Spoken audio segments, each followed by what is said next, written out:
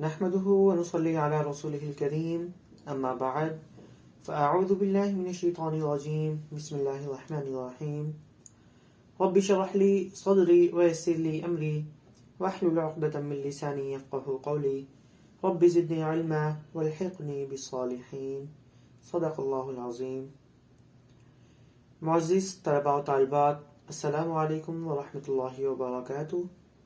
Osmania on line academy میں دفاع صحابہ و امہات المؤمنین کورس کا سبق نمبر 4 کا آغاز کیا جا رہا ہے. دعا ہے اللہ پاک مجھے اور آپ کو صحیح انداز میں بات کو سننے کی اور اس پر عمل کرنے کی توفیق عطا فرمائے. آج ہم مشاجرات صحابہ کرام رضی اللہ عنہم پر تفصیلی بات کریں گے. لفظ مشاجرہ شجر سے مشتق ہے، جس کے اصل معنی تنے دار درخت کے ہیں جس کی شاخیں اطراف میں پھیلی ہوتی ہیں. باہمی اختلاف و نزاع کو اسی مناسبت سے مشاجرہ کہا جاتا ہے کہ درخت کی شاخیں سبھی ایک دوسرے سے ٹکراتی ہیں اور ایک دوسرے کی طرف بڑھتی ہیں. حضرات صحابہ کرام کے درمیان جو اختلافات پیش آئے اور کھلی جنگوں تک نوبت پہنچ گئی، علماء امت نے ان کو باہمی حروب اور اختلافات اور جنگ و جدال سے تعبیر نہیں کیا، بلکہ عذر و ادب مشاجرہ کے لفظ سے تعبیر کیا ہے، کیونکہ درخت کی شاخوں کا ایک دوسرے میں گھسنا اور ٹکرانا مجموعی حیثیت سے کوئی عیب نہیں ہوتا، بلکہ درخت کی زینت اور کمال ہوتا ہے. صحابہ کرام رضی اللہ عنہم کے درمیان پیش آنے والے جو اختلافات و حروب کو مشاجرات صحابہ کرام رضی اللہ عنہم سے تعبیر کیا جاتا ہے. مشاجرات صحابہ کرام رضی اللہ عنہم میں حق حضرت علی رضی اللہ عنہ کی جانب تھا اور ان کے مخالف خطا پر تھے، لیکن یہ خطا عنادی نہ تھی بلکہ خطا اجتہادی تھی، اور خطا اجتہادی پر طعن اور ملامت جائز نہیں بلکہ سکوت یعنی خاموشی واجب ہے، اور حدیث پاک میں اس پر ایک اجر کا وعدہ کیا ہے. اسی طرح حضرت حسین رضی اللہ عنہ اور یزید کے باہمی اختلاف میں حضرت حسین رضی اللہ عنہ حق پر تھے اور یزید کی حکومت نہ خلافت راشدہ تھی اور نہ خلافت عادلہ، اور یزید کے اپنے عملی فسق سے حضرت امیر معاویہ رضی اللہ عنہ بری ہیں. اہل سنت والجماعت کا یہ مذہب ہے کہ صحابہ کرام رضی اللہ عنہم اجمعین کے باہمی اختلافات کے بارے میں خاموشی اختیار کی جائے، کیونکہ ان میں سے درستگی پر پہنچنے والے کے لیے دگنا اجر ہے اور بطور اجتہاد غلطی ہونے پر ایک اجر ہے. اے مسلمان، یاد رکھ بروز قیامت اللہ تعالیٰ آپ سے آپ کے عمل کے بارے میں پوچھیں گے. سورۃ المدثر آیت نمبر 38 میں ارشاد باری تعالیٰ ہے، کل نفس بما کسبت رہینہ، ہر شخص اپنے اعمال کے بدلے میں گروی ہے، اور جو لوگ گزر گئے ہیں ان کے عمل کے بارے میں تم سے ہرگز نہیں سوال کیا جائے گا، نہ ہی تم سے پوچھا جائے گا کہ کون حق اور درستگی پر تھا اور کون غلطی پر. جیسا کہ ارشاد باری تعالیٰ ہے سورہ بقرہ آیت نمبر 134، یہ جماعت تو گزر چکی، جو انہوں نے کیا وہ ان کے لیے ہے اور جو تم کرو گے وہ تمہارے لیے ہے، ان کے اعمال کے بارے میں تم سے نہیں پوچھا جائے گا. اب ہم بات کرتے ہیں مشاجرات صحابہ کرام رضی اللہ عنہ کے متعلق سلف صالحین کے اقوال دیکھتے ہیں. امام قرطبی رحمہ اللہ تفسیر قرطبی میں لکھتے ہیں، یہ جائز نہیں کہ کسی بھی صحابی کی طرف قطعی اور یقینی طور پر غلطی منسوب کی جائے،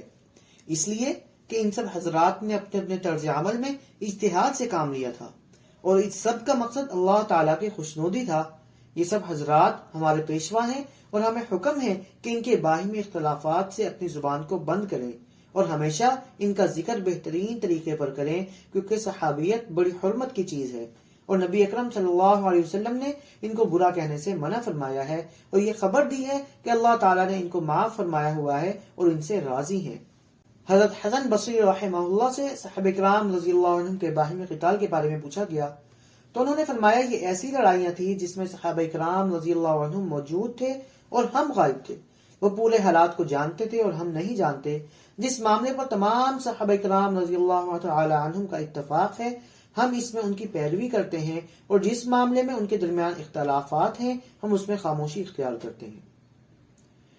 شیخ ابن الحمام رحمہ اللہ مشاجرات صحابہ کرام رضی اللہ عنہم سے متعلق لکھتے ہیں کہ اہل سنت کا عقیدہ ہے کہ وہ تمام صحابہ رضی اللہ عنہم کو لازمی طور پر پاک صاف مانتے ہیں، اس لیے کہ اللہ تعالیٰ نے ان میں سے ہر ایک کا تزکیہ فرمایا ہے، نیز ان کے متعلق اعتراضات کرنے سے پرہیز کرتے ہیں اور ان سب کی مدح و ثنا کرتے ہیں، جیسا کہ اللہ تعالیٰ نے اور نبی اکرم صلی اللہ علیہ وسلم نے اور پھر احادیث مبارکہ کی نقل کر کے لکھتے ہیں کہ حضرت امیر معاویہ رضی اللہ عنہ اور حضرت علی رضی اللہ عنہ کے درمیان جو جنگیں ہوئی وہ اجتہاد پر مبنی تھی۔ شیخ الاسلام علامہ ابن تیمیہ رحمہ اللہ مشاجرات صحابہ کرام رضی اللہ عنہ کے متعلق لکھتے ہیں، اہل سنت ان روافض کے طریقوں سے برات کرتے ہیں جو صحابہ کرام رضی اللہ عنہ سے بغض رکھتے ہیں اور انہیں برا بھلا کہتے ہیں، اور ان ناصبیوں کے طریقوں سے بھی برات کرتے ہیں جو اہل سنت کو اپنی زبانوں سے نہ کہ اپنے عمل سے تکلیف پہنچاتے ہیں۔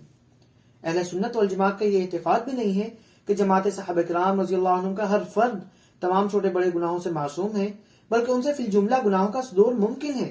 لیکن ان کی فضائل و مناقب اتنے ہیں کہ اگر کوئی گناہ ان سے صادر بھی ہو جائے تو یہ فضائل ان کی مغفرت کے موجب ہیں، یہاں تک کہ ان کی مغفرت کے مواقع اتنے ہیں کہ ان کے بعد کسی کو حاصل نہیں ہو سکتے۔ اور صحابہ کرام رضی اللہ عنہ کے درمیان جو اختلافات ہوئے اہل سنت اس پر خاموشی اختیار کرتے ہیں۔ نیز علامہ ابن تیمیہ رحمہ اللہ مشاجرات صحابہ کرام رضی اللہ عنہ پر اہل سنت کے عقیدے کو واضح کرنے کے بعد لکھتے ہیں کہ جب سلف صالحین اہل سنت والجماعت کا اصول یہ طے ہو گیا جو اوپر بیان کیا گیا ہے، تو اب سمجھ لیجئے کہ ان حضرات کے قول کا حاصل یہ ہے کہ بعض صحابہ کرام رضی اللہ عنہ کی طرف جو بھی گناہ یا برائیاں منسوب کی گئی ان میں بیشتر حصہ تو جھوٹ اور من گھڑت ہے، اور کچھ ایسا بھی ہے جس کو انہوں نے اپنے اجتہاد سے حکم شرعی اور دین سمجھ کے اختیار کیا، مگر بہت سے لوگوں کو ان کے اجتہاد کی وجہ اور حقیقت معلوم نہیں، اس لیے اس کو گناہ قرار دیا۔ اور اسی معاملے میں اگر یہ بھی تسلیم کر لیا جائے کہ وہ خطا اور اجتہاد ہی نہیں بلکہ حقیقتاً گناہ بھی ہے، تو سمجھ لینا چاہیے کہ ان کا وہ گناہ بھی معاف ہو چکا، یا تو اس وجہ سے کہ انہوں نے توبہ کر لی، جیسا کہ بہت سے معاملات میں ان کی توبہ قرآن و سنت میں منقول اور مشہور ہے، یا ان کی دوسری ہزاروں حسنات و طاعات کے سبب معاف کر دیا گیا، یہ اس کو دنیا میں کسی مصیبت و تکلیف میں مبتلا کر کے اس گناہ کا کفارہ کر دیا گیا۔ اس کے سوا اور بھی اسباب مغفرت ہو سکتے ہیں، جیسا کہ قرآن و سنت کے دلائل سے یہ بات ثابت ہو چکی ہے کہ وہ اہل جنت میں سے ہیں، اس لیے ناممکن ہے کہ ایسا عمل ان کے نامہ اعمال میں باقی ہو جو جہنم کی سزا کا سبب بنے۔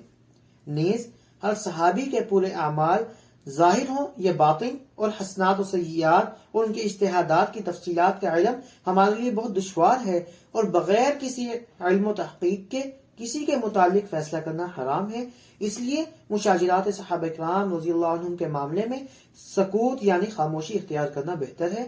اور بغیر صحیح علم کے حکم لگانا حرام ہے۔ افضل التابعین حضرت عمر بن عبدالعزیز رحمہ اللہ مشاجرات صحابہ کرام رضی اللہ عنہم کے متعلق فرماتے ہیں کہ بلا استثناء سب صحابہ کرام رضی اللہ تعالی عنہم امت کے سابقین اور ان کے مقتدا ہیں اور صراط مستقیم پر ہیں۔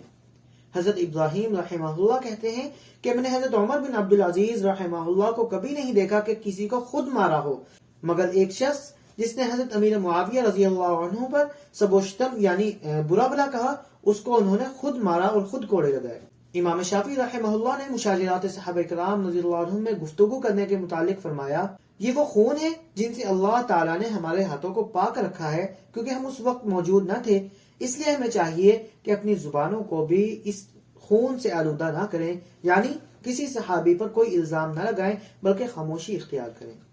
امام مالک رحمہ اللہ کے سامنے جب ایک شخص نے بغض صحابہ رضی اللہ عنہم کی تنقیص کی تو آپ رحمہ اللہ نے قرآن کریم کی سورۃ الفتح کی آیت نمبر 29 تلاوت فرمائی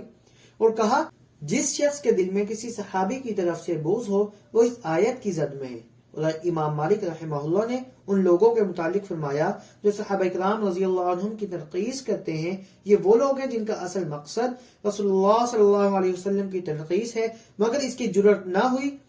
تو وہ آپ صلی اللہ علیہ وسلم کے صحابہ کی برائی کرنے لگتے ہیں تاکہ لوگ سمجھ لیں کہ معاذ اللہ خود رسول اللہ صلی اللہ علیہ وسلم برے آدمی تھے، اگر وہ اچھے آدمی ہوتے تو ان کے صحابہ بھی صالحین ہوتے، العیاذ باللہ۔ امام احمد بن حنبل رحمہ اللہ فرماتے ہیں کہ کسی مسلمان کے لیے جائز نہیں کہ وہ صحابہ رضی اللہ عنہم میں سے کسی کی برائی کا تذکرہ کرے یا ان کے کسی عیب یا نقص کا طعن کرے، اگر کوئی ایسی حرکت کرے تو اسے سزا دینا واجب ہے، اور فرمایا تم جس شخص کو صحابہ کرام رضی اللہ عنہم کی برائی کے ساتھ ذکر کرتے دیکھو تو اس کے اسلام اور ایمان کو مشکوک سمجھو۔ علامہ سعد الدین تفتازانی رحمہ اللہ مشاجرات صحابہ کرام رضی اللہ عنہم سے متعلق فرماتے ہیں، صحابہ کرام رضی اللہ عنہم کو صرف بھلائی کے ساتھ ہی یاد کیا جائے۔ اس کے بعد فرماتے ہیں، انہیں برا کہنا ان کے بارے میں احتان کرنا اگر دلائل قطعیہ کے خلاف ہوتا تو کفر ہوگا، جیسا کہ حضرت عائشہ صدیقہ رضی اللہ عنہما کے بارے میں تہمت لگانا، ورنہ یہ بدعت اور گناہ ہوگا۔ علامہ سید شریف جرجانی رحمہ اللہ مشاجرات صحابہ کرام رضی اللہ عنہم سے متعلق تحریر فرماتے ہیں، تمام کے تمام صحابہ کرام رضی اللہ عنہم کی تعظیم اور ان کے بارے میں اعتراضات سے بچنا واجب ہے، کیونکہ حق تعالیٰ جل شانہ نے ان کو بڑا بنایا ہے اور قرآن پاک میں متعدد جگہ ان کی تعریف بھی فرمائی ہے، اور رسول اللہ صلی اللہ علیہ وسلم نے انہیں اپنا محبوب بتلایا ہے اور بہت سی حدیثوں میں ان کی تعریف فرمائی ہے۔ پھر یہ بات بھی ہے کہ جو ان کی سیرت کے بارے میں غور کرتا ہے اور ان کی فضیلتوں اور دین کے بارے میں ان کی کوششوں کو جان لیتا ہے اور ان کی جانی اور مالی قربانیاں دیکھتا ہے کہ اللہ تعالیٰ کے دین اور رسول اللہ صلی اللہ علیہ وسلم کے لیے انہوں نے کیا کیا قربانیاں دی، اس سے ان کی عظمت شان میں اور ان کی برات میں جو کچھ ان کی طرف باطل پرستوں نے غلط الزامات منسوب کیے ہیں وہ سب غلط اور بے بنیاد ہیں۔ کوئی شک نہیں رہتا، وہ بالیقین جان لیتا ہے کہ یہی چیز ایمان کو بچانے والی ہے، اور ہم تو اپنی کتاب کو اس قسم کی باتوں کے ذکر سے بھی ملوث نہیں کرنا چاہتے۔ محدث کبیر امام طحاوی رحمہ اللہ مشاجرات صحابہ کرام رضی اللہ عنہ کے متعلق عقیدہ طحاویہ میں لکھتے ہیں، ہم رسول اللہ صلی اللہ علیہ وسلم کے اصحاب سے محبت رکھتے ہیں اور کسی کی محبت میں افراد و تفریط میں نہیں پڑتے، اور جو ان سے بغض رکھتا ہے یا بھلائی کے سوا کسی قسم کے الفاظ سے یاد کرتا ہے ہم اسے مبغوض جانتے ہیں، اور ہم اچھائی ہی سے ان کا ذکر کرتے ہیں۔ ان سے محبت رکھنا عین دین ہے، اور ان سے بغض رکھنا کفر و نفاق اور سرکشی ہے۔ اور رسول اللہ صلی اللہ علیہ وسلم کے بعد ہم سب سے پہلے صدیق اکبر رضی اللہ عنہ کی خلافت ثابت کرتے ہیں، کیونکہ وہ تمام امت میں سب سے افضل ہیں اور سب سے مقدم ہیں، اور پھر حضرت عمر فاروق رضی اللہ عنہ کی، پھر حضرت عثمان بن عفان رضی اللہ تعالیٰ عنہ کی، اور پھر حضرت علی المرتضیٰ رضی اللہ تعالیٰ عنہ کی، اور یہی خلفائے راشدین ہیں، اور کامل طور پر ہدایت یافتہ امام ہیں۔ اور یہ کہ وہ 10 حضرات جن کے نام رسول اللہ صلی اللہ علیہ وسلم نے بتلائے ہیں، ہم ان کے جنتی ہونے کی ایسی شہادت دیتے ہیں جیسا کہ رسول اللہ صلی اللہ علیہ وسلم نے شہادت دی، اور آپ صلی اللہ علیہ وسلم کا فرمان حق ہے کہ وہ حضرات جن پر جنت کی بشارت کی گئی دنیا میں وہ یہ ہیں: حضرت ابو بکر صدیق رضی اللہ تعالی عنہ، حضرت عمر فاروق رضی اللہ تعالی عنہ، حضرت عثمان رضی اللہ تعالی عنہ، حضرت علی رضی اللہ تعالی عنہ، حضرت طلحہ رضی اللہ تعالی عنہ، حضرت زبیر رضی اللہ تعالی عنہ، حضرت سعد رضی اللہ تعالی عنہ، حضرت سعید رضی اللہ تعالی عنہ، حضرت عبد الرحمن بن عوف رضی اللہ تعالی عنہ، حضرت ابو عبیدہ بن جراح رضی اللہ تعالی عنہ، اور حضرت ابو عبیدہ رضی اللہ تعالی عنہ اس امت کے امین ہیں۔ اور جس نے اپنی زبان رسول اللہ صلی اللہ علیہ وسلم کے صحابہ رضی اللہ تعالی عنہ کے بارے میں، آپ کی ازواج مطہرات اور آپ کی اولاد کے بارے میں اچھی رکھی تو وہ یقیناً نفاق سے بری ہو گیا۔ اور علماء سلف صالحین میں گزرے ہوں یا ان سے پہلے تابعین ہیں، جو ان دونوں طبقوں کے بعد جو اہل خیر اور روایات پر عمل کرتے ہوں، اہل فقہ اور اہل نظر ہوں، یہ سب کے سب صحابہ کرام رضی اللہ عنہم کی اچھائی کا ذکر کرتے ہوئے آئے ہیں، اور جو ان کو برائی سے یاد کرے تو وہ راستے سے ہٹا ہوا ہے۔ خطیب بغدادی رحمہ اللہ اپنی مشہور تصنیف الکفایہ میں ایک باب کا ترجمہ کچھ یوں کرتے ہیں، یعنی اس باب میں وہ باتیں بیان کی گئی جن میں اللہ تعالیٰ اور رسول اللہ صلی اللہ علیہ وسلم سے صحابہ کرام رضی اللہ عنہم کی عدالت یعنی انتہائی درجے سچائی اور حق پسندی بیان فرمائی ہے، اور یہ کہا ہے کہ ان کے بارے میں کسی بات کے دریافت کرنے کی ضرورت نہیں، ان کے ماں سوا میں تفتیش حال کی ضرورت ہے۔ نیز اسی مضمون کو زوردار الفاظ میں بیان کرنے کے بعد فرماتے ہیں، یہی تمام علماء یعنی محدثین اور سب فقہاء کا مسلک ہے کہ جن کی بات قابل اعتبار ہوتی ہے۔ ایک اہم ترین سوال اور اس کا جواب، سوال یہ ہے کہ اسلام میں صحابہ کرام رضی اللہ عنہم کا درجہ اور مقام جو قرآن کی نصوص قطعیہ اور اجماع امت اور اکابرین علماء کی تصریحات سے ثابت ہو چکا ہے، اس کے بعد ایک قدرتی سوال یہ پیدا ہوتا ہے کہ جب صحابہ کرام رضی اللہ عنہم سب کے سب واجب التعظیم اور عادل اور متقی اور پرہیزگار ہیں، تو اگر ان کا آپس میں کسی مسئلے میں اختلاف پیش آ جائے تو ہمارے لیے طریقہ کار کیا ہونا چاہیے؟ نیز اس میں دونوں طرف کے بزرگوں کا ادب و احترام اور تعظیم کیسے قائم رہے گا جبکہ ایک قول کو مرجوح قرار دے کر چھوڑا جائے؟ خصوصاً یہ سوال ان معاملات میں زیادہ سنگین ہو جاتا ہے جن میں ان حضرات کا اختلاف باہمی جنگ اور خون ریزی تک پہنچ گیا، ان میں ظاہر ہے کہ کوئی ایک فریق حق پر ہے اور دوسرا خطا پر۔ اس خطا اور ثواب کے معاملے کو طے کرنا عمل اور عقیدے کے لیے ضروری ہے، مگر اس صورت میں دونوں فریق کی یکساں تعظیم اور احترام کو کیسے قائم رکھا جا سکتا ہے؟ اس کا جواب یہ ہے کہ یہ کہنا غلط ہے کہ دو مختلف اقوال میں سے ایک کو حق یا راجح اور دوسرے کو خطا یا مرجوح قرار دینے میں کسی ایک فریق کی تنفیذ لازم آتی ہے۔ اسلاف امت نے ان دونوں کاموں کو اس طرح جمع کیا ہے کہ عمل اور عقیدے کے لیے کسی فریق کے قول کو شریعت کے مسلمہ اصول اجتہاد کے مطابق اختیار اور دوسرے کو ترک کیا ہے، لیکن جس کے قول کو ترک کیا ہے اس کی ذات اور شخصیت کے متعلق کوئی ایک جملہ بھی ایسا نہیں کہا جس سے اس کی تنقید ہوتی ہو۔